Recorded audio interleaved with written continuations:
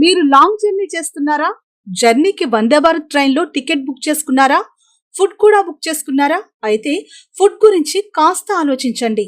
ఇటీవల ఒక ప్రయాణికుడు food book చేస్తే వచ్చిన నాసిరకపు ఫోటోలు చూపుతూ వందే భారత్ రైల్లో ఇలాంటి ఫుడ్ అని మెసేజ్ చేయగా ప్రస్తుతం అది సోషల్ మీడియాలో వైరల్ అవుతుంది. వందే భారత్ రైల్లో ఫుడ్ దారుణంగా ఉంటుందని ప్రయాణికులు వాపోతున్నారు. రూ. 220 తీసుకుని నాసిరకం ఆహారం పెడుతున్నారని ఓ నెటిజన్ సోషల్ మీడియాలో పోస్ట్ చేశారు. పన్నీర్ కర్రీ నీళ్ళలా ఉంటుందని, దీనిని ఎలా తినాలని ప్రశ్నించారు. మెనూ చాయిస్ కూడా ఉండట్లేదని వాపోయారు. రైళ్లలో ఫుడ్ తినే బదులు మనం ఇంటి నుండి తీసుకువెళ్తేనే మంచి టేస్టీ, ఆరోగ్యం బాగుంటుందని, రూ. 100 ఖర్చు చేసి నాసిరకం ఫుడ్ తినే బదులు ఇంటి ఫుడ్ బెటర్ అని ట్రైన్లో ప్రయాణించిన వాళ్ళు సలహా ఇస్తున్నారు. కొత్త ఇల్లు కడుతున్నారా? మీ పొలానికి నీళ్లు పారాలా? మీ పంపు సెట్లు సతాయిస్తున్నాయా? అవసరం ఏదైనా అన్ని రకాల అవసరాలు